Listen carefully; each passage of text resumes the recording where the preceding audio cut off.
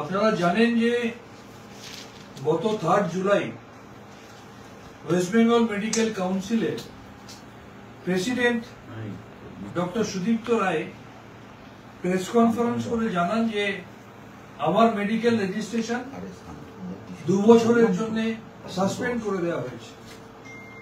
যদিও আজকের এই মুহূর্ত পর্যন্ত আমি কোনো অফিসিয়াল কমিউনিকেশন এখনো পাইনি। আমার লয়ার 4 তারিখ সন্ধ্যে 7:45 লক্ষ্য করে যে ওয়েস্ট বেঙ্গল মেডিকেল কাউন্সিলের ওয়েবসাইটে আপলোড করা হয়েছে আমাকে 2 বছরের জন্য সাসপেন্ড করা হয়েছে। ঠিক এর আগে যতবার আমাকে ডাকা হয়েছে প্রত্যেকবার আমি খবর পাওয়ার আগেই মিডিয়ার বন্ধুরা আমাকে জানিয়ে দিতেন যে আপনাকে অমুক দিন শোকজ করা হয়েছে, আপনাকে অমুক দিন চার্জশিট দেওয়া হবে, আপনাকে অমুক দিন হিয়ারিং এ ডাকা হবে।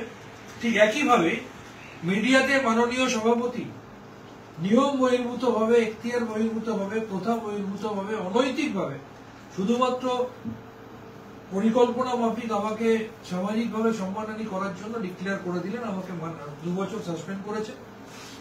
আনুষ্ঠানিকভাবে আমি জানতে পারলাম, তাও ওয়েবসাইটের মধ্যে দিয়ে। এখনো এই মুহূর্ত পর্যন্ত আমার কাছে কোনো কপি আসেনি।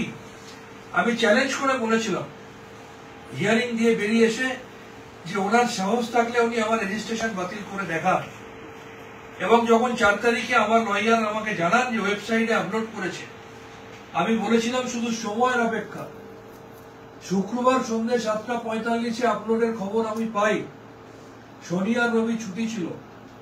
তার ইমিডিয়েট নেক্সট ওয়ার্কিং ডে হচ্ছে আজকে সোমবার। আজকে সোমবারই মহামান্য হাইকোর্ট মাননীয় বিচারপতি অমৃতা সিনহার বেঞ্চে আরো একবার এই অনৈতিক, বেআইনি, দুর্নীতিগ্রস্ত, প্রতিহিংসা পরায়ণ, অপরাধ মনস্ক মানুষটি আরো একবার মহামান্য আদালতের কাছে যোগ্য জবাব পেয়েছে। এবং আপনারা ইতিমধ্যেই হয়তো জেনেছেন যে ওয়েস্ট বেঙ্গল মেডিকেল কাউন্সিলের সেই অনৈতিক রায়কে টোটালি বাতিল করে দিয়েছেন, টোটালি সেট অ্যাসাইড করে দিয়েছেন। এবং আমি যেভাবে প্র্যাকটিস করছিলাম সেভাবে প্র্যাকটিস করতে পারবো।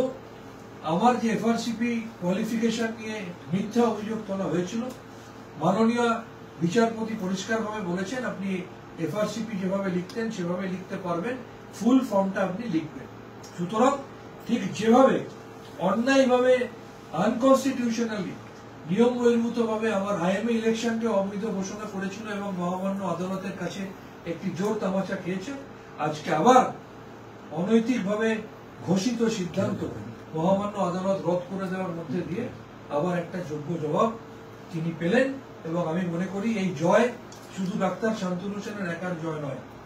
আমি আবার বলছি, ওয়েস্ট বেঙ্গল মেডিকেল কাউন্সিলের হেলম অব দ্য অ্যাফেয়ার্সে বসে ক্ষমতার অপব্যবহার করে, অনৈতিক কাজ করে, অন্যায় কাজ করে, চিকিৎসকদের ভয় দেখিয়ে যে ধরনের কাজকর্ম তিনি করে চলেছেন, এবং যার ফলে আমাদের সরকার এত স্বাস্থ্যক্ষেত্রে উন্নয়ন করার পরেও চিকিৎসক জননী একটা সরকার, তার চিকিৎসকদের একাংশ শুধুমাত্র এই ধরনের অনৈতিক এবং বেআইনি কাজে যুক্ত কিছু মানুষ যারা কিছু কিছু জায়গার হেলম অব দ্য অ্যাফেয়ার্সে বসে আছে, তাদের এই ধরনের আচরণের জন্য তারা কোথাও কোথাও আমাদের থেকে মুখ ফিরিয়ে নিচ্ছে।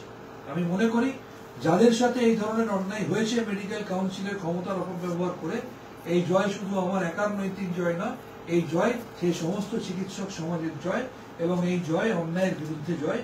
এবং আমরা জানি আমাদের এই সরকারও কোনো অন্যায় কাজকে প্রশ্রয় দেয় না। সুতরাং অন্যায়ের বিরুদ্ধে ন্যায়ের জন্য।